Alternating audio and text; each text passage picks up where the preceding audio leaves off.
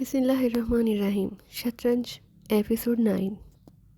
تم کیا سوچ رہے ہو دوست؟ بہرحال پریشان ہونے کی ضرورت نہیں، یہ میری تجویز تھی، خواہش نہیں، پینی نے کہا۔ نہیں پینی، میں اس بات کو کس طرح نظر انداز کر سکتا ہوں کہ یہ سب کچھ تم میرے لیے کر رہے ہو؟ یہ تو تمہارا احسان ہے مجھ پر۔ کوئی احسان نہیں دوست، جنگلوں میں لگی ہوئی آگ بجھ جاتی، لیکن جو آگ دل میں پوشیدہ ہو وہ کبھی نہیں بجھتی۔ میں ایک مجبور اور بے بس لڑکی ہوں، میرے سینے میں بھی ایک جہنم سلگ رہا ہے، لیکن وہ جہنم کبھی بھڑک نہیں سکتا۔ کیوں؟ کیونکہ مجھے اپنی مجبوریوں کا احساس ہے۔ میں نے حالات سے سمجھوتا کر لیا تھا، لیکن تم نے آخری سانس کو پھر بھڑکا دیا۔ میں نے اپنے دشمن کو کرب سے تڑپتے دیکھا ہے، تم ہی نے میری آنکھوں کو یہ ٹھنڈک بخشی ہے، لہذا تمہاری اعانت ایک قدرتی امر ہے۔ میرا دل چاہنے لگا کہ میں تمہاری مدد کرتی رہوں۔ اس طرح ان شعلوں کو سکون ملتا ہے، اس طرح دل کی جلن میں کچھ سکون پیدا ہوگا، اور میں بار بار یہ سکون حاصل کرنا چاہتی ہوں۔ اس لیے میں نے تمہیں یہ پیشکش کی تھی۔ میں تیار ہوں پینی، میرا فون نمبر نوٹ کر لو، بلکہ بہتر ہے کہ لکھنے کی بجائے ذہن نشین کر لو۔ میں نے اپنا فون نمبر بتایا، جسے پینی نے کئی بار زیر لب دہرایا۔ شکریہ، کل کس وقت تمہیں فون کروں؟ یہی وقت بہتر ہے، ٹھیک ہے؟ کل 9:30 بجے میں تمہیں رپورٹ دوں گی۔ بہت بہت شکریہ پینی، کیا تم اپنے بارے میں کچھ نہیں بتاؤ گی؟ قیامت تک نہیں۔ یہ آگ میرے سینے میں سلگ رہی ہے، اسی میں دفن ہو جائے گی۔ میرا وجود ایک باعزت گھرانے کی رسوائی بن جائے گا، اس لیے براہ کرم اس بارے میں کبھی مجھ سے مت پوچھنا۔ پینی نے کہا۔ ٹھیک ہے پینی، میں تمہارے جذبات کا احترام کروں گا، لیکن پینی اب تم دوبارہ ان کے درمیان کس طرح واپس جاؤ گی؟ زیادہ مشکل کام نہ ہوگا، بڑا آدمی جانتا ہے کہ میں اس کی داشتہ ہوں۔ وہ مجھ سے کافی رغبت رکھتا تھا۔ میں محبت کا سہارا لوں گی اور کہہ دوں گی کہ میں اس کی خدمت کرنا چاہتی ہوں۔ اس کے دشمنوں سے خوف زدہ ہوں کہ کہیں وہ پھر مجھے تلاش نہ کر لیں۔ تمہیں یقین ہے کہ تم کامیاب ہو جاؤ گی؟ ہاں یقین ہے۔ ایک بار پھر شکریہ ادا کرتا ہوں پینی۔ اس سے زیادہ کیا کہوں، کاش میں تمہارے بارے میں کچھ جانتا اور تمہاری دل کی آگ کو ہمیشہ کے لیے ختم کر سکتا۔ خدا حافظ، کل 9:30 بجے، پینی نے کہا اور فون بند کر دیا۔ میں چند لمحے تک پینی کی آواز میں کھویا رہا، پھر گردن جھٹک کر ٹیلی فون رکھ دیا۔ اس قسم کے واقعات سن کر ایک احساس ضرور اجاگر ہو جاتا تھا کہ ساری دنیا میں صرف میں ہی غمزدہ نہیں، میں ہی ناکام اور نامراد نہیں ہوں۔ بے پناہ لوگ ہیں جو زندگی کے زخم ہونٹوں پر سجائے پھرتے ہیں۔ لوگ ان زخموں کو ان ہونٹوں کی مسکراہٹ سمجھتے ہیں، لیکن یہ تو قریب جانے پر ہی معلوم ہوتا ہے کہ وہ مسکراہٹ نہیں، زخم ہے۔ میں کیا کائنات کا کوئی ایک فرد ان زخموں پر مرہم نہیں رکھ سکتا تھا؟ زندگی اور وسائل قطعی ناکافی ہوتے ہیں، لیکن اس کا یہ مطلب بھی نہیں کہ جو زخم سامنے آئے اسے دیکھ کر آنکھ بند کر لی جائے۔ ایک بھی زخم پر مرہم رکھا جا سکتا ہے تو رکھو۔ ایک لمحے سکون کا احساس تو ہوگا، اور پوری زندگی میں سکون کا ایک لمحہ ہی حاصل زندگی بن سکتا ہے۔ میرے سامنے ایک مشن تھا، سیٹھ جبار سے انتقام۔ معاشرے میں ایک بڑے برے انسان کو جنم دیا تھا، اسے اس برائی کا مزہ تو چکھنا چاہیے۔ ماں اور بہن کی تلاش جو اب ایک بولی بھسری یاد بن کر رہ گئی تھی۔ یہ داستان میرے وجود کی ساتھی تھی، جب تک زندہ ہوں انہیں تلاش کرتا رہوں گا۔ ممکن ہے زندگی کے کسی موڑ پر مل ہی جائیں، ممکن ہے بہن کا پیار ایک بار پھر میری ہستی میں شامل ہو جائے، ماں کی ممتا کبھی نہ کبھی دوبارہ نصیب ہو جائے، لیکن ان کے لیے دوسروں کو بھولنا مناسب نہیں۔ جس کے لیے جو کچھ ہو سکے کرو، تاکہ کسی کی دعا ہی تمہاری زندگی میں پھول کھلا دے۔ اب میں مجرم نہیں، میں تو جرم کے خلاف نمرد آزما ہوں، میں تو برائیوں کے خاتمے کا خواہاں ہوں۔ 10 بج چکے تھے، میں ضروری تیاریاں کی اور پھر گھر سے نکل آیا۔ آج اور کوئی خاص پروگرام نہیں تھا، اس لیے سیدھا بادیان پورہ کا رخ کیا۔ یہ ایک نواحی بستی تھی جہاں ہر طبقے کے لوگ رہتے تھے۔ ان کی حیثیت کا اندازہ یہاں کے مکانات سے ہوتا تھا۔ بادیان پورہ کے ایک صاف ستھرے بازار میں نے کار روک دی، اسے لا کر کے نیچے اتر آیا۔ خود کو لوگوں کی توجہ کا مرکز نہیں بنانا چاہتا تھا، یہی وجہ تھی کہ لباس معمولی قسم کا پہنا تھا، کسی نے توجہ نہیں دی۔ میں نے ایک جگہ رک کر مکان نمبر 22 کا پتہ پوچھا اور اس شخص نے ایک طرف اشارہ کر دیا۔ وہ نیلے رنگ کا مکان ہے، اس نے بتایا اور بولا، کیا آپ فرحت چچا کے پاس آئے ہیں؟ ہاں فرحت اللہ، میں نے جواب دیا۔ ٹھیک ہے، وہی مکان ہے، اس نے کہا۔ میں اس مکان کی طرف بڑھ گیا۔ مکان نیلے رنگ کا تھا، مگر انتہائی بوسیدہ۔ در و دیوار پر کہیں کہیں نیلا رنگ نظر آ رہا تھا، ورنہ وہ بے رنگ تھا۔ دیکھنے ہی سے ایک حسرت سے برستی محسوس ہوتی تھی۔ حسرت کی اس تصویر کے سامنے میں رک گیا اور میں نے دروازے پر دستک دی۔ چند لمحے بعد ایک بچی نے دروازہ کھولا۔ 12-13 سال کی لڑکی تھی، نقوش انتہائی حسین، جن کا اس مکان میں تصور نہیں کیا جا سکتا۔ اس نے مجھے سلام کیا اور میں نے سلام کا جواب دے کر فرحت اللہ کے بارے میں پوچھا۔ ابو بیمار ہیں، آپ کا جو کام ہو بتا دے، بچی نے کہا۔ ان سے ملنا ہے بیٹے، میں نے نرم لہجے میں کہا۔ کیا نام بتا دوں آپ کا؟ منصور۔ جی میں اطلاع دیتی ہوں۔ وہ اندر چلی گئی۔ لڑکی کے لہجے سے شرافت کا پتہ چلتا تھا۔ وہ چند لمحے بعد واپس آئی اور بولی، آئیے اندر تشریف لے چلیے۔ میں اس کے ساتھ اندر داخل ہو گیا۔ چھوٹے سے صحن سے گزر کر ایک کمرے میں داخل ہوا۔ وہاں چند کرسیاں پڑی ہوئی تھیں، ایک طرف پلنگ بچھا ہوا تھا۔ تشریف رکھیے انکل، ابو بھی آ رہے ہیں، یہ کہہ کر وہ پلٹی اور دوسرے دروازے سے غائب ہو گئی۔ میں نے کمرے میں نگاہ ڈالی۔ ان چند کرسیوں اور اس پلنگ کے سوا یہاں کچھ موجود نہیں تھا۔ میں ایک کرسی پر بیٹھا انتظار کرتا رہا۔ چند لمحے بعد ایک بزرگ اندر داخل ہوئے۔ سفید ریش، حمیدہ کمر اور چہرے سے نکاہٹ ٹپک رہی تھی۔ میں نے سلام کیا اور نہایت تپاک سے جواب ملا، بیٹھو بیٹے، خدا خوش رکھے، بیمار ہوں اس لیے کچھ آداب کی پیروی نہ کر سکوں گا، محسوس مت کرنا۔ بزرگ پلنگ پر بیٹھ گئے۔ میں خاموشی سے ان کا جائزہ لیتا رہا۔ جب وہ آرام سے بیٹھ گئے تو میں نے کہا، میرا نام منصور ہے۔ ہاں صفیہ نے بتایا ہے، لیکن بیٹے میں تمہیں پہچان نہیں سکا۔ میں پہلی بار آپ کی خدمت میں حاضر ہوا ہوں، نہ جانے کون سا جذبہ مجھے یہاں لے آیا۔ اگر آپ برا نہ محسوس کریں تو میں آپ کی زندگی کے بارے میں چند سوالات کرنے کا خواہش مند ہوں۔ کیا آپ میری اس احمقانہ جرات کی پذیرائی کریں گے؟ میں نے پوچھا۔ بزرگ نگاہ اٹھا کر مجھے دیکھنے لگے، پھر آہ بھر کر بولے، یہ گھر اس محلے کا سب سے بدنام گھر ہے۔ اگر تم نے کسی سے اس کے بارے میں پوچھا ہوگا تو ہماری اوقات کا اندازہ لگا لیا ہوگا۔ چنانچہ اب یہاں صرف جواب ملتے ہیں بیٹے، سوالات کرنے کا حق ہم کھو چکے ہیں۔ تم سوال کرو، ہم یہ نہیں پوچھیں گے کہ سوال کیوں کیا گیا ہے۔ بزرگ نے جواب دیا۔ ان کے لہجے کے اضملال سے میرا دل بھر آیا۔ بڑی مایوسی تھی ان الفاظ میں، اس سے زیادہ مایوسی اور بے بسی کا اظہار ممکن نہیں تھا۔ چند لمحے میں ان الفاظ کے غم آلود صحن میں کھویا رہا، پھر میں نے کہا، یہ گھر بدنام کیوں ہے؟ مشیت ربی، کون جانے اس کے اس امتحان میں کیا بہتری پوشیدہ ہے۔ بزرگ نے جواب دیا، میں تفصیل جاننا چاہتا ہوں۔ ہمارے زخم برہنہ ہے، یہ تو روز روشن کی طرح سب پر عیاں ہے، کسی سے بھی پوچھ لیتے۔ لوگوں کا یہی احسان کیا کم ہے کہ انہوں نے ہم سے یہ چھت نہیں چھینی۔ اس احسان کے بدلے وہ ہمارے بارے میں کچھ بھی کہنے کا حق رکھتے ہیں۔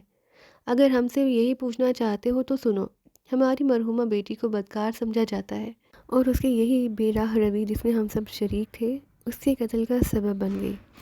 بیٹا ہمارا چور تھا، ایک گھر میں چوری کرنے گیا، گرفتار ہو گیا، کیونکہ گھر کے مالک پر قاتلانہ حملہ بھی کیا تھا اس نے، اس لیے چوری کی سزا کے ساتھ ساتھ قتل عمل کی سزا بھی ملی، 3 سال کی سزا ہوئی اسے۔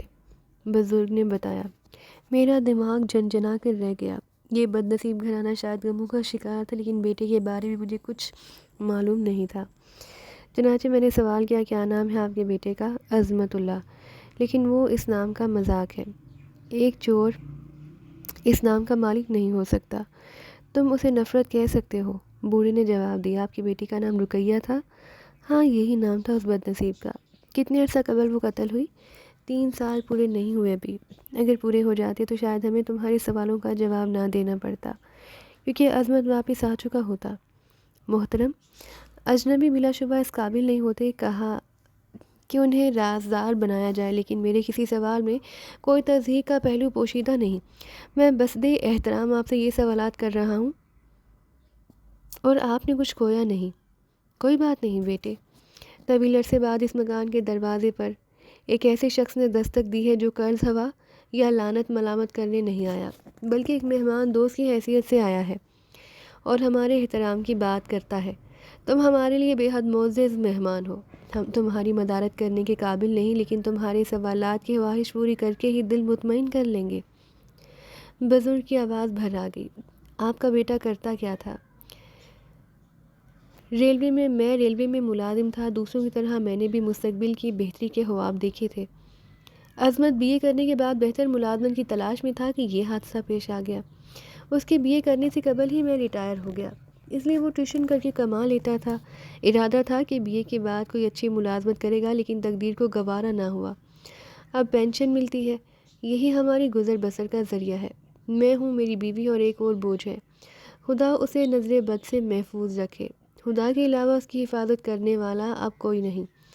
بزرگ کی آنکھوں سے آنسو بہنے لگے۔ آپ کی بیٹی پر بدکاری کا الزام کس نے لگایا تھا؟ میں نے پوچھا۔ حالات نے بیٹے، ہمارے پاس تردید کے لیے آواز نہیں تھی، اس لیے خاموش ہو گئے۔ کیا وہ بھی پڑھتی تھی؟ ہاں، سال اول سے سال دوم میں آئی تھی، یہی تک زندگی تھی۔ مسعود اختر کو جانتے ہیں آپ؟ میں نے پوچھا۔ بوڑھے کا بدن کانپنے لگا۔ وہ بمشکل تمام برداشت کر رہا تھا، لیکن اب اس کی قوت برداشت جواب دے گئی اور وہ پھوٹ پھوٹ کر رونے لگا۔ میں آپ کو رونے سے نہیں روکوں گا فرحت اللہ صاحب، رو لیں تاکہ دل کا غبار نکل جائے، کیونکہ اس کے بعد آپ اتنی بے بسی سے کبھی نہیں روئیں گے۔ ہاں فرحت اللہ صاحب، پھر آپ کبھی اس طرح نہیں روئیں گے۔ زخم دیکھ لو بیٹے، ان پر نمک پاشی کیوں کر رہے ہو؟ وہ روتے ہوئے بولے، میں ان زخموں پر نمک نہیں بلکہ تیزاب لگانے آیا ہوں تاکہ تکلیف انتہا کو پہنچ جائے، اور انتہا کے بعد تکلیف ختم ہو جاتی ہے، سارے جراثیم جل جائیں گے اور زخم ٹھیک ہو ہی جائیں گے۔ سمجھے فرحت اللہ صاحب، میں آپ کے زخموں کو مندمل کرنے آیا ہوں۔ ابھی نہیں میرے بیٹے، ابھی نہیں۔ عظمت کو آ جانے دو، میں اپنا بوجھ اسے دے دوں، پھر مجھے کوئی بھی غم نہیں ہوگا۔ مجھے ابھی نہ مارو۔ بزرگ بددستور روتے ہوئے بولے، لیکن میں پتھر بن گیا تھا۔ مسعود اختر کو آپ کس طرح جانتے ہیں؟ میں نے سوال کیا۔ میں نہیں جانتا تھا۔ رقیہ نے مجھے بتایا کہ ایک نوجوان اسے پریشان کرتا ہے، کسی بڑے آدمی کا بیٹا ہے، بے حد خودسر اور بدتمیز۔ میں نے عظمت کو سمجھا بجھا کر بھیجا کہ بیٹے، جھگڑے کی کوئی ضرورت نہیں، اسے بس یہ احساس دلا دینا کہ غریبوں کی بھی عزت ہوتی ہے۔ عظمت اس سے ملا اور وہ عظمت کے ساتھ سخت بدتمیزی سے پیش آیا۔ اس نے کہا کہ عزت گھر میں محفوظ رکھو، اور میں نے اس دن سے رقیہ کے باہر جانے پر پابندی عائد کر دی۔ لیکن تقریباً 1 ماہ بعد جب رقیہ ایک دن اپنی سہیلی کے ہاں گئی تو مسعود اختر نے زبردستی اسے اپنی کار میں ڈال لیا اور اسے ساتھ لے گیا۔ رقیہ کی سہیلی نے مسعود کی کار کا نمبر نوٹ کر لیا تھا۔ ہم نے بھاگ دوڑ کی، پولیس میں رپورٹ کی، لیکن رقیہ نہ مل سکی۔ پولیس نے رپورٹ لکھنے سے انکار کر دیا۔ شیخ جمال الدین بہت بڑا آدمی تھا اور اس کا بیٹا انتہائی معصوم۔ پولیس نے صاف کہہ دیا کہ کار کا نمبر دیکھنے میں غلطی ہوئی ہے۔ مسعود اختر تو اغوا والے دن شہر میں ہی نہیں تھا۔ پھر ایک سنسان علاقے میں رقیہ کی لاش مل گئی، اسے قتل کر دیا گیا تھا۔ اخبارات نے خبر شائع کی کہ ایک بدکار لڑکی کو اس کے آشناؤں نے قتل کر دیا۔ کوئی گرفتار نہیں ہوا اور پولیس ہمیں پریشان کرتی رہی۔ ہم سے سختی سے کہہ دیا گیا تھا کہ مسعود اختر پر الزام نہ لگایا جائے۔ عظمت نوجوان تھا اور اپنی بہن سے بے پناہ محبت کرتا تھا۔ اس حادثے کے بعد تو وہ بے خوابی کا شکار ہو گیا اور ایک رات جذبات سے بے قابو ہو کر وہ شیخ جمال الدین کی کوٹھی میں داخل ہو گیا۔ لیکن غریب انسان کی تقدیر میں ناکامیوں کے سوا کیا ہوتا ہے؟ وہ گرفتار ہو گیا۔ چوری اور قاتلانہ حملے کے الزام میں 3 سال قید کی سزا سنا دی گئی اسے۔ یہ ہے ہماری کہانی، فرحت اللہ نے کہا اور خاموش ہو گئے۔ میرا ذہن سائیں سائیں کر رہا تھا، بدن کے رونگٹے کھڑے ہو گئے، اور ایک اور منصور جیل میں تھا، ایک اور گھرانہ تباہی کا شکار تھا، ایک اور افریت نے ایک ہنسے بسے گھر کا سکون نگل لیا تھا۔ کافی دیر تک میں غم انگیز کیفیات کا شکار رہا اور پھر میں نے پوچھا، آپ عظمت سے ملاقات کے لیے جیل جاتے ہیں؟ ابتدا میں کئی بار گیا تھا، اس وقت میں بیمار نہیں تھا، لیکن پھر میں سخت بیمار پڑ گیا اور کوئی ایسا تھا نہیں جو خبرگیری کر سکتا۔ اب تو 1.5 سال سے زیادہ ہو گیا ہے، ہمیں اس کی کوئی خبر ہی نہیں، فرحت اللہ نے جواب دیا۔ پڑوس کے لوگ آپ سے تعاون نہیں کرتے؟ پہلے کرتے تھے، پھر یوں ہوا کہ میں بیمار پڑ گیا۔ چند لوگوں نے ہمارے حالات دیکھ کر تھوڑی بہت مدد کی، لیکن بہت جلد انہیں احساس ہو گیا کہ بات 1-2 دن کی نہیں ہے، طویل عرصے کا معاملہ ہے، اس لیے وہ ینگاگت پر گھاٹے میں رہیں گے۔ لیکن دور ہونے کے لیے انہوں نے غلط طریقوں کا انتخاب کیا۔ مظلوم رقیہ پر الزام تراشی کی گئی۔ عظمت کو سزا ہی چوری اور قاتلانہ حملے کے الزام میں ہوئی تھی، چنانچہ آہستہ آہستہ ہمارا شمار بدنام لوگوں میں ہونے لگا۔ شکر ہے صفیہ ابھی چھوٹی ہے، ورنہ بزرگ کی آواز پھنسنے لگی اور انہوں نے بامشکل آنسو روکے۔ اپنے ذہن میں بہت سے فیصلے کر رہا تھا، لیکن پھر میں نے ہمدردانہ لہجے میں کہا، گزر اوقات کا ذریعہ صرف پینشن ہے؟ ہاں بیٹے، خدا کا شکر ہے کہ اس نے یہ چھوٹا سا سہارا دے رکھا ہے، ورنہ خدا جانے کیا حال ہوتا، فرحت صاحب نے کہا۔ میں تھوڑی دیر تک خاموش رہا، پھر میں نے اٹھتے ہوئے کہا کہ بہت بہتر محترم، مجھے اجازت دیں۔ ہاں اگر مناسب سمجھیں تو یہ تھوڑی سی رقم رکھ لیں، میں آپ کے لیے بہت کچھ کروں گا، لیکن پہلے سے آپ کو اس کے بارے میں بتاؤں گا نہیں، اور یہ بھی نہیں بتاؤں گا کہ میں یہ سب کچھ کیوں کر رہا ہوں۔ صرف ایک عرض کروں گا کہ اس کے پیچھے کوئی برا جذبہ یا آپ کو کوئی نقصان پہنچانا مقصود نہیں۔ بیٹے، انسان کے پاس صرف چند چیزیں ہوتی ہیں، عزت، وقار اور دولت، انہی چیزوں کو نقصان پہنچتا ہے اور انسان انہی کی حفاظت کے لیے فکر مند رہتا ہے۔ ہمارے پاس ان میں سے کوئی چیز نہیں، پھر نقصان کسے پہنچے گا؟ رہی اس رقم کی بات تو یقین کرو ایک شے ہم نے اپنے پاس پوشیدہ رکھی ہے، کسی کو اس کی ہوا بھی نہیں لگنے دی، ورنہ ہم سے وہ بھی چھین لی جاتی، اور وہ ہے ہماری انا۔ تو میرے بیٹے تم دوست بن کر آئے ہو تو تم ہم سے ہماری انا نہ چھین کر لے جاؤ، ورنہ دوسروں میں اور تم میں کوئی فرق نہیں رہے گا۔ ہم بھوکے نہیں ہیں، گزر ہو رہی ہے، جب اس قابل نہیں رہیں گے تو ضرور بھیک مانگنے لگیں گے۔ میں نے خاموشی سے نوٹ جیب میں رکھ لیے۔ میں ان زندہ لوگوں کو نہیں لوٹ سکتا تھا جو ان حالات میں بھی صبر و سکون سے جی رہے تھے۔ بڑی بات تھی۔ میں واپسی کے لیے اٹھ گیا تو وہ بزرگ بولے، اپنے بارے میں کچھ نہیں بتاؤ گے بیٹے؟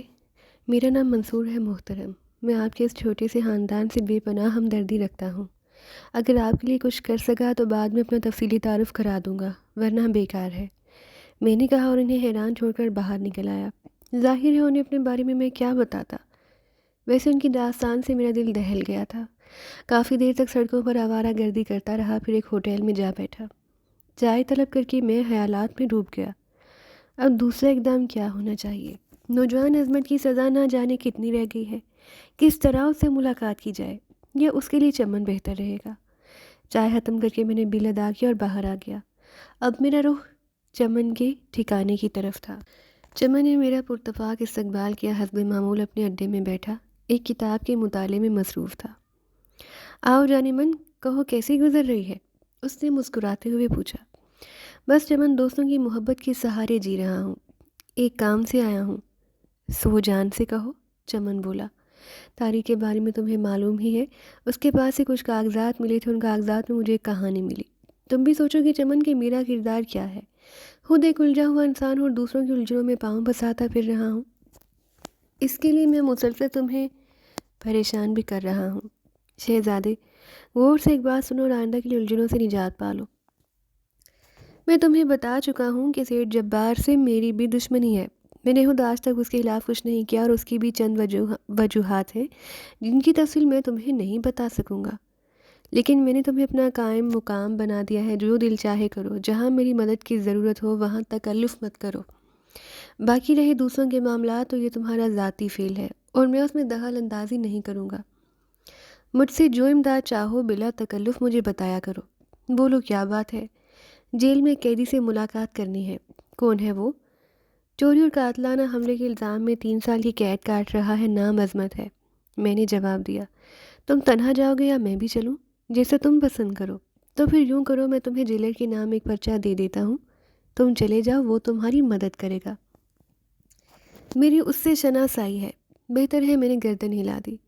جب میں نے کاغذ قلم اٹھا کر مجھے ایک پرچہ لکھ دیا، اس میں اس نے لکھا تھا کہ میں عظمت کا رشتہ دار ہوں اور اس سے ملاقات کا خواہش مند ہوں۔ پرچہ لے کر میں باہر نکل آیا۔ جیل سے بہت دور میں نے کار روکی اور پھر نیچے اتر کر پیدل چل پڑا۔ جیلر تک پہنچنے میں کوئی دقت نہ ہوئی، تھوڑی سی رقم لے کر اس نے مشکل حل کر دی۔ البتہ جیلر شریف آدمی تھا۔ چمن کہا دے کر اس نے گردن ہلا دی۔ ٹھیک ہے، تم قانوناً بھی اس سے مل سکتے ہو، اس پرچے کی ضرورت نہیں تھی، میں بندوبست کیے دیتا ہوں۔ تھوڑی دیر بعد میں عظمت کے سامنے تھا۔ وہ بلند قامت اور خوبصورت نوجوان تھا، چہرے پر شرافت اور معصومیت تھی، لیکن جیل کی زندگی نے اس کی صحت خراب کر دی تھی۔ اس نے اجنبی نگاہوں سے مجھے دیکھا۔ ہاں، میں آپ کو نہیں جانتا، وہ بولا۔ ہاں عظمت، میں تمہارے لیے اجنبی ہوں، لیکن کیا حرج ہے، اب شناسائی صحیح۔ تمہاری سزا کتنی باقی رہ گئی ہے؟ 2 ماہ، کیونکہ 6 ماہ کی سزا معاف ہو گئی ہے۔ ارے یہ تو بڑی خوشی کی بات ہے۔ جیل سے نکل کر تم کیا کرو گے؟ میں نے پوچھا۔ بڑا عجیب سوال ہے اور آپ یقین کریں اس سے کوئی جواب میرے پاس نہیں۔ میں اپنے والدین کے پاس جاؤں گا اور اس کے بعد کوشش کروں گا کہ ان کی دکھوں کا مداوع کر سکوں۔ خدا تمہیں کامیاب کرے۔ ویسے آج میں تمہارے والدین سے بھی ملا ہوں۔ ملے ہو؟ خدا کی قسم، میں ان کے لیے بہت پریشان ہوں۔ طویل عرصے سے ان کی کوئی خیریت نہیں ملی۔ میں نے 3 خط بھی لکھے لیکن ان کا بھی مجھے کوئی جواب نہیں ملا۔ جلدی بتاؤ وہ کیسے ہیں؟ عظمت نے بے چینی سے کہا۔ بالکل خیریت سے ہے، فرحت اللہ صاحب کی طبیعت کچھ خراب ہے، صفیہ اور تمہاری امی خیریت سے ہیں، پینشن کی رقم برابر ملتی ہے جن سے ان کا گزارا ہو جاتا ہے۔ سب ٹھیک ہے، خدا کا شکر ہے میرے دوست، تم نے میرا دن رات کا کرب دور کر دیا۔ میں نے کئی لوگوں سے کہا کہ وہ مجھے میرے والدین کی خیریت سے آگاہ کرے، لیکن اس دنیا میں ایک دوسرے سے اس قدر بے نیازی ہے کہ کوئی کسی کو یاد نہیں رکھتا۔ میں تمہارا بے حد شکر گزار ہوں کہ تم نے مجھے ان کے بارے میں اطلاع دی۔ کوئی بات نہیں دوست، میں کوشش کروں گا کہ تمہاری یہ سزا بھی ختم ہو جائے۔ بہرحال اگر یہ ممکن نہ ہو سکا تو 2 ماہ کے بعد جب تم یہاں سے آزاد ہو تو تم مجھ سے اس پتے پر رابطہ کرنا، میں تمہارا انتظار کروں گا۔ میں نے اسے چمن کا پتہ دیا اور عظمت نے پتہ ذہن نشین کر لیا۔ یہ نہیں بتاؤ گے کہ تم کون ہو؟ میرا نام منصور ہے، میں اتفاق سے تمہارے حالات معلوم ہو گئے ہیں مجھے، اور میں انسانی ہمدردی کے ناطے تمہارے والد سے اور پھر تم سے ملنے آیا ہوں۔ خدا تمہیں اس کا صلہ دے گا، تم نے مجھے بڑا حوصلہ دیا ہے۔ یوں لگتا ہے عظمت کے انسان کی اپنی کوئی حیثیت نہیں ہوتی، وہ دوسروں کے ہاتھوں میں کھیلتا ہے، پھر حالات اسے نہ جانے کیا بنا دیتے ہیں۔ بہرحال ٹھیک ہے میرے دوست، کچھ لوگوں نے مجھے سنبھالا ہے، میں بھی اپنا فرض پورا کرنا چاہتا ہوں۔ خدا حافظ۔ میں وہاں سے نکل آیا۔ ایک بار پھر میں نے فون پر چمن سے رابطہ قائم کیا۔ میں اس سے مل چکا ہوں چمن، جیلر نے تمہاری وجہ سے مجھ سے تعاون کیا ہے۔ کیا تمہارے اسے بہت گہرے تعلقات ہیں؟ میرے بارے میں جانتے ہو منصور، جو کام میں کرتا ہوں اس کے سلسلے میں تعاون کرنے والے میرے کاروباری لوگ ہی ہوتے ہیں، پولیس اور جیل۔ میرا کاروبار انہی دائروں میں گھومتا ہے، اس لیے ان لوگوں سے کاروباری تعلقات ہی ہیں۔ تب اگر ممکن ہو سکے تو ایک کام اور کر دو چمن، ہاں کہو۔ عظمت کو 3 سال کی سزا ہوئی تھی، 6 ماہ کی سزا معاف کر دی گئی ہے اور اب صرف 2 ماہ رہ گئے ہیں۔ کسی طرح یہ 2 ماہ بھی ختم کرا دو، ہوا اس سلسلے میں کچھ ہی کیوں نہ خرچ ہو۔ میری خواہش ہے کہ اب وہ جیل میں نہ رہے۔ اگر 2 ماہ رہ گئے ہیں اور جیل میں اس کا چال چلن بہتر ہو تو شاید یہ کام ممکن ہو جائے۔ ٹھیک ہے، میں جیلر سے بات کر کے تمہیں اطلاع دوں گا۔ تمہارا بہت بہت شکریہ چمن، تمہیں یہ کام کسی نہ کسی طور کرنا ہے۔ اطمینان رکھو، پوری کوشش کروں گا، چمن نے کہا اور میں نے فون بند کر دیا۔ اس کے بعد میں نے گھر کا رخ کیا۔ ایاز موجود تھا اور میرا انتظار کر رہا تھا۔ تمہیں معلوم ہے بھیا، وہ تو ہسپتال سے جا چکا ہے۔ ہاں، ایاز معلوم ہو چکا ہے۔ یہ معلوم ہے وہ کہاں پر ہے؟ ایاز نے پوچھا۔ سیٹھ جب باہر لے گیا ہے اسے، میں نے کہا اور ایاز مسکرانے لگا۔ اس کا مطلب ہے تمہارا محکمہ جاسوسی بہترین طریقے سے کام کر رہا ہے۔ اس کا ہاتھ ناقابل علاج اور بہت جلد اسے کاٹ دیا جائے گا، میں نے کہا۔ اچھا ہے، اس جیسے کمینے انسان کا یہی انجام ہونا چاہیے۔ وہ بھیا آج شام کو ذرا اجازت دے تو۔ ہاں ضرور، کہاں جانا ہے؟ وہ مل گئی تھی سسری، آج شام کو اس کے ساتھ پکچر دیکھنی ہے۔ ٹھیک ہے، ضرور دیکھو۔ اس سے شادی کیوں نہیں کر لیتے؟ ارے نہیں بھیا، ہم جیسے لچے لفنگے اس قابل کہاں اور ایسے نیک کام کرے۔ ہاں، اگر کبھی خود کو شریف زدہ سمجھ بیٹھے تو ضرور کوشش کریں گے۔ تو میں جاؤں؟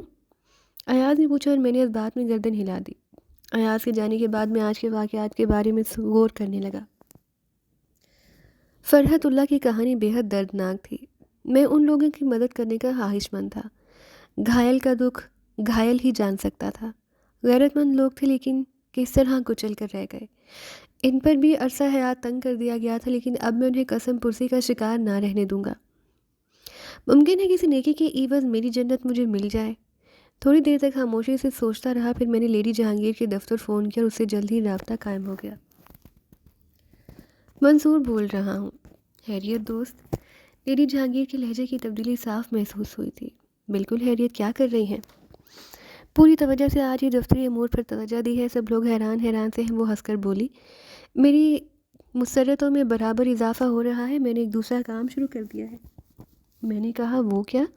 فون پر نہیں بتا سکتا، آج آپ یہاں آ جائیں گل، میں تفصیل سے بتاؤں گا، پتہ سمجھا دو، میں 5 بجے پہنچ جاؤں گی، لیڈی جہانگیر نے کہا اور میں نے اسے اپنے مکان کا محلِ وقوع بتا دیا۔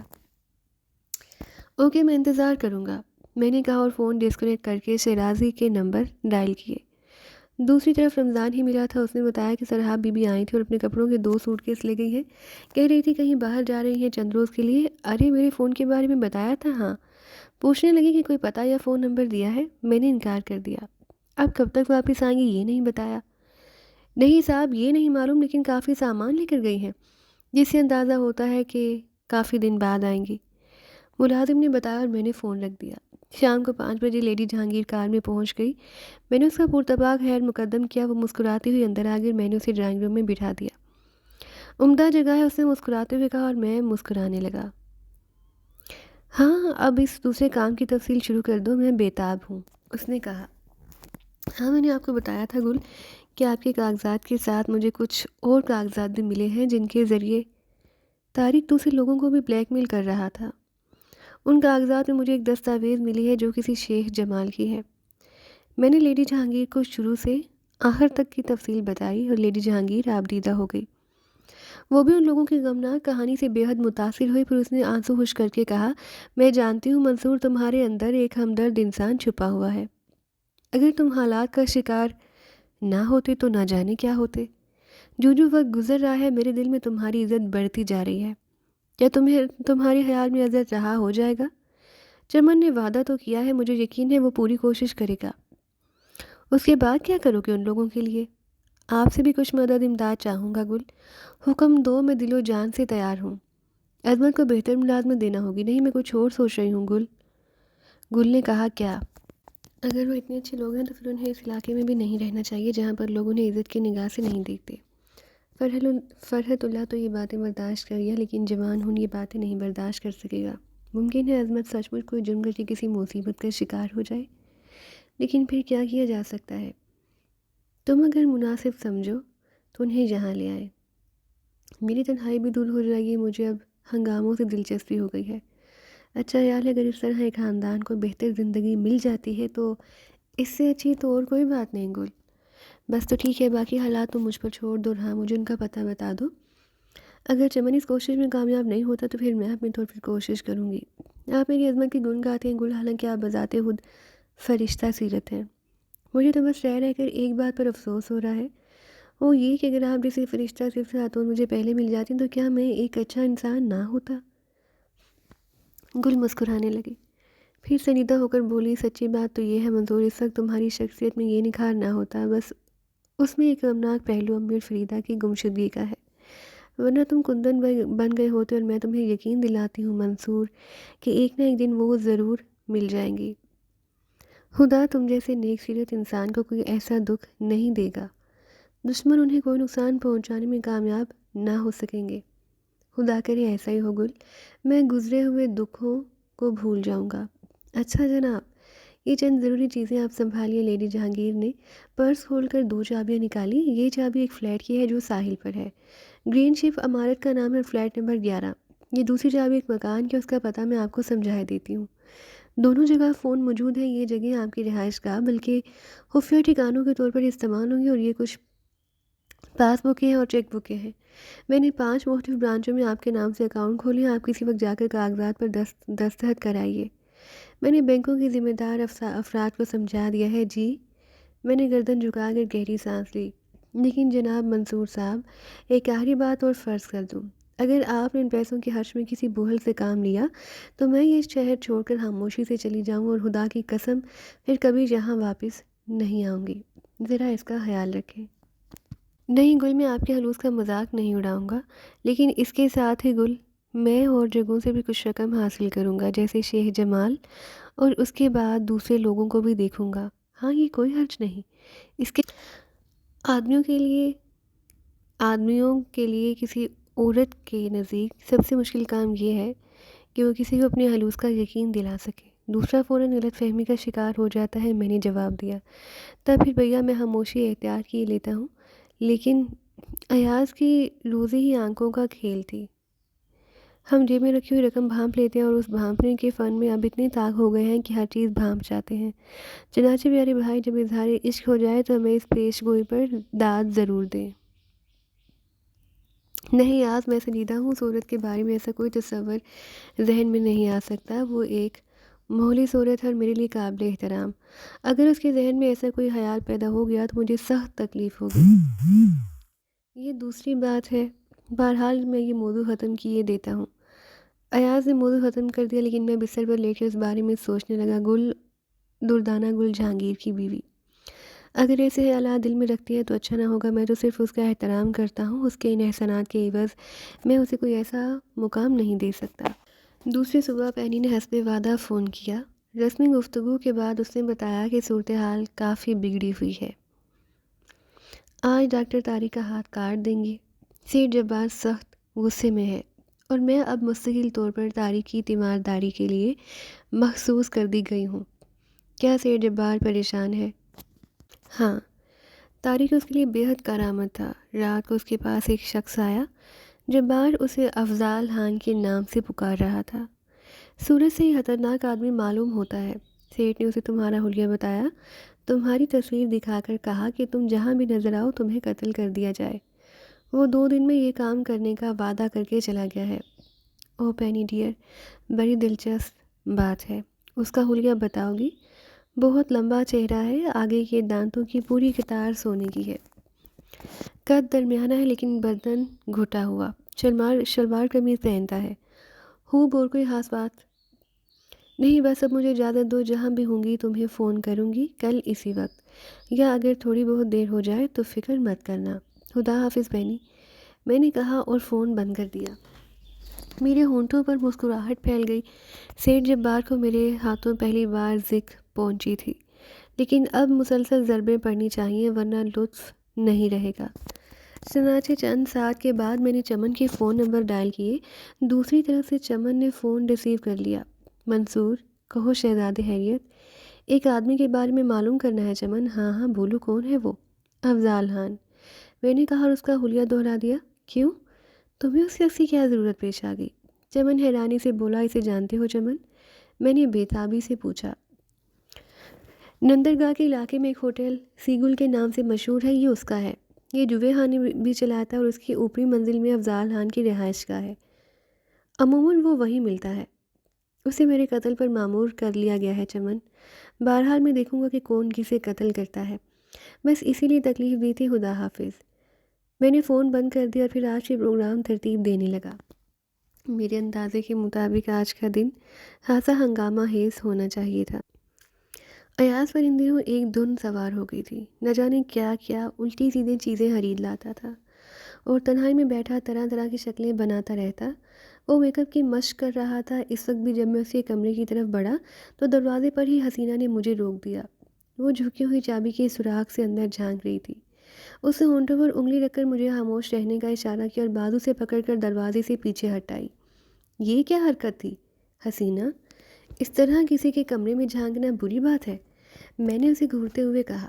ساری ہی باتیں بری ہو گئیں تو پھر اچھی باتیں کون سی رہ جاتی ہیں؟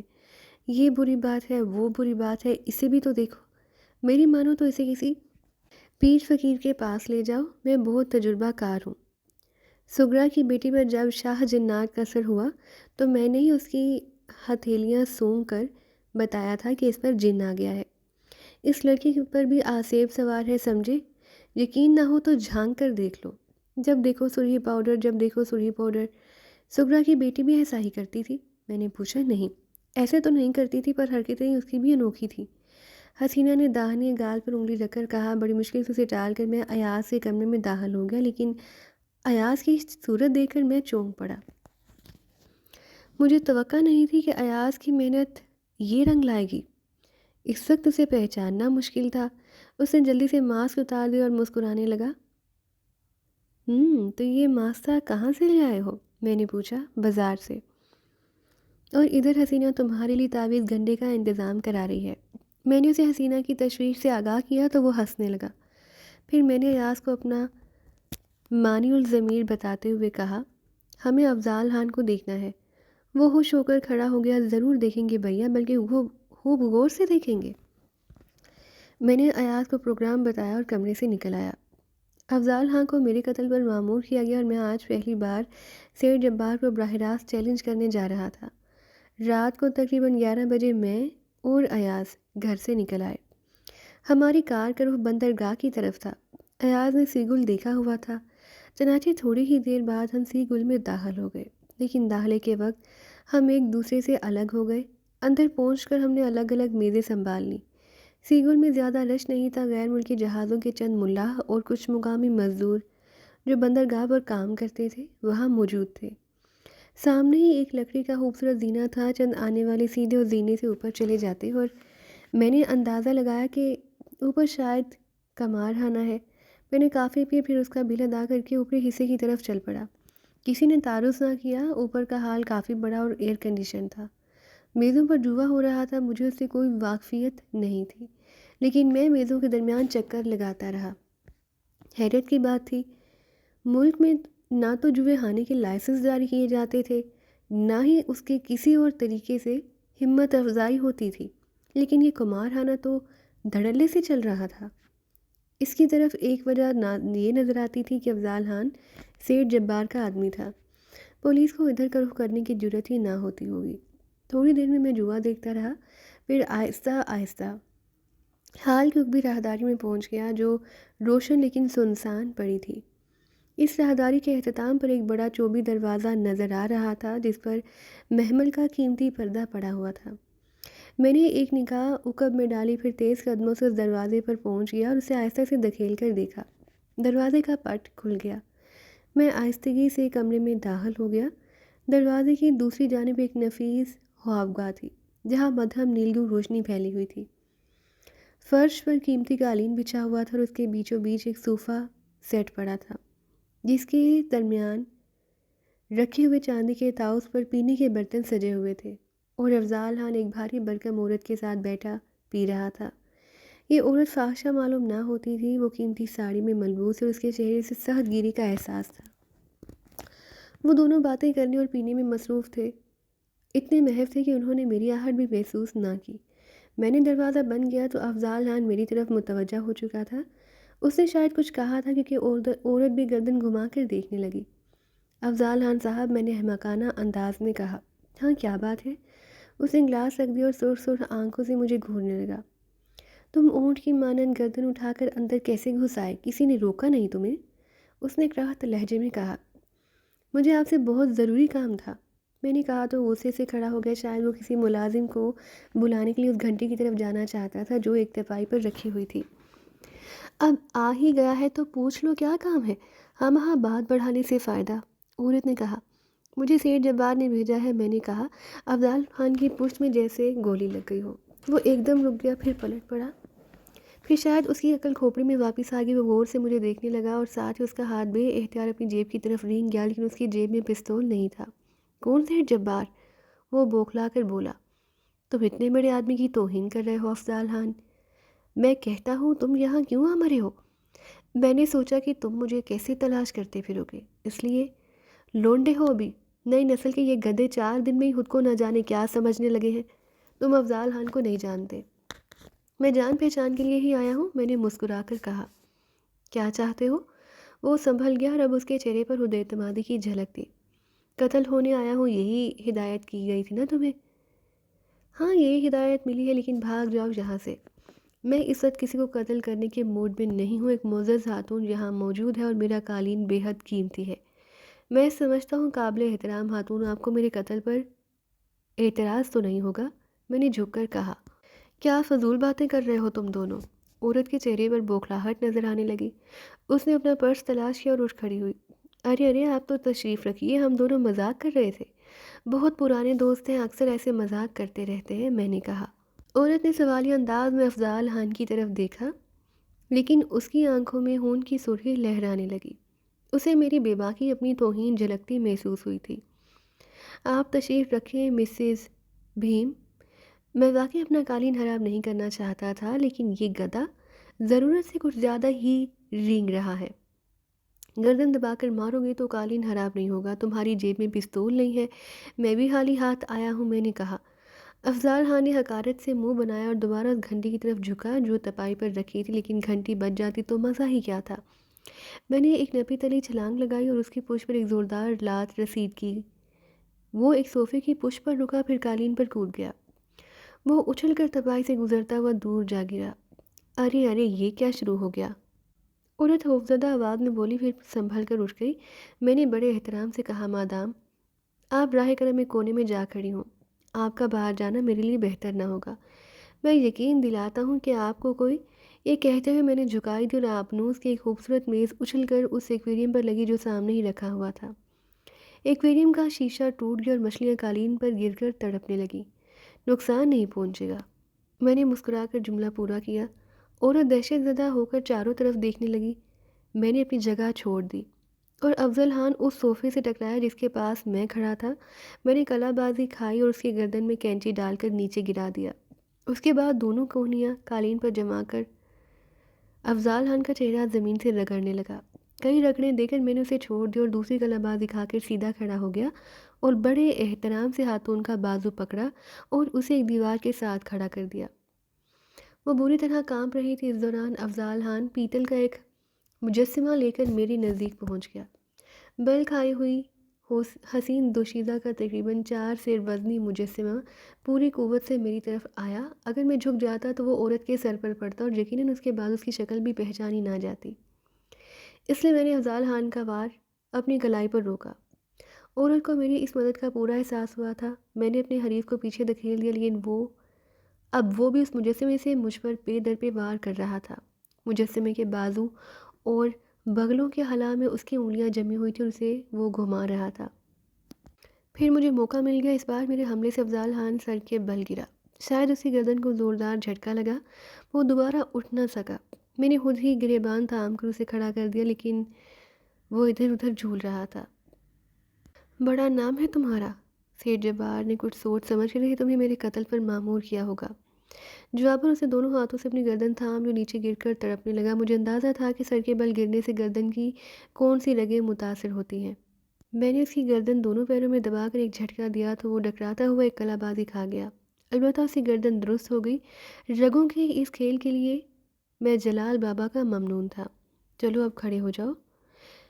وہ کھڑا ہو گیا اور بے بسی اس کے چہرے پر سے عیاں تھی۔ اگر اس کے پاس پستول ہوتا تو وہ اب تک 6 کی 6 گولیاں میرے بدن میں اتار چکا ہوتا۔ یہ دوسری بات ہے کہ میں اس کی یہ کوشش بھی کامیاب نہ ہونے دیتا۔ لعنت ہے سیٹھ جبار پر، ایسے گھٹیا لوگوں کے ہاتھوں منصور کو قتل کرانا چاہتا ہے۔ دیکھا اپنے ہاتھوں یہ افضال خان اس علاقے کا بدماش، ایسے ہوتے ہیں بدماش۔ بہرحال افضال خان، سیٹھ جبار سے کہہ دینا کہ اس نے جو پودا لگایا تھا وہ بخوبی پروان چڑھا ہے، بہت جلد اس کا پھل کھانے کو اسے ملے گا۔ میں نے یہ کہہ کر اپنی جیب سے پستول نکال لیا۔ افضال خان کی آنکھوں میں موت ناچنے لگی۔ اس نے خوفزدہ نگاہوں سے پستول کو دیکھا اور خشک ہونٹوں پر زبان پھیرنے لگا۔ میں نے پستول کی نال اس کی پشت سے لگاتے ہوئے کہا، طارق کو میں نے ایک ہاتھ سے محروم کر دیا تھا، لیکن تمہیں دونوں ٹانگوں سے محروم کر دوں گا، اس چیلنج کے ساتھ کہ آج کے بعد تم کبھی اپنی ٹانگوں پر کھڑے نہیں ہو سکو گے۔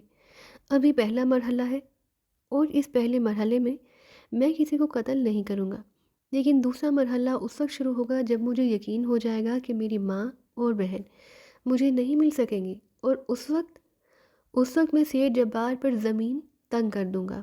میرے یہ الفاظ اس تک پہنچا دینا۔ میں نے پستول کی نال سے اسے دھکیل دیا اور وہ چت گر پڑا۔ اس کی گاروں کے ایک محسوس جوڑ پر رکھ کر میں دباؤ ڈالنے لگا۔ افضال خان پوری شدت سے چیخ اٹھا۔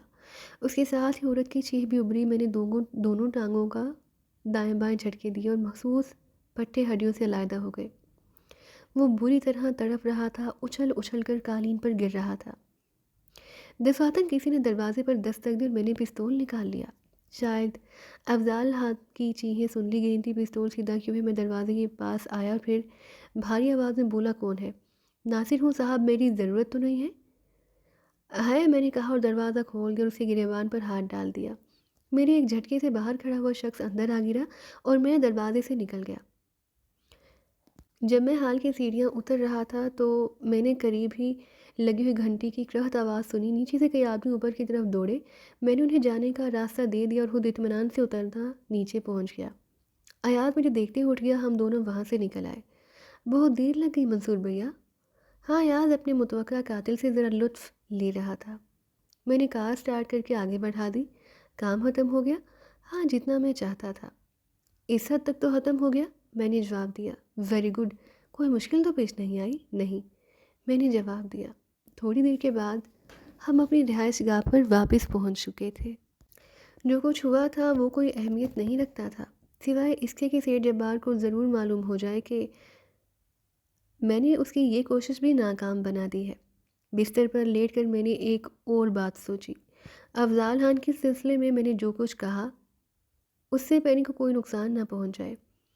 سیٹھ جبار یہ ضرور سوچے گا کہ افضال خان کے بارے میں مجھے اطلاع دینے والا کون ہے، کہیں شک پینی تک نہ پہنچ جائے۔ بیچاری لڑکی میری ایانت کے جرم میں ماری جائے گی۔ واقعی اس کی زندگی غیر محفوظ تھی۔ بس ایک ہی کوشش ہو سکتی ہے، آئندہ پینی کو مشکوک نہ ہونے دیا جائے۔ اس سے کہہ دیا جائے کہ فی الحال وہ میرے لیے اپنی سرگرمیاں بند کر دے۔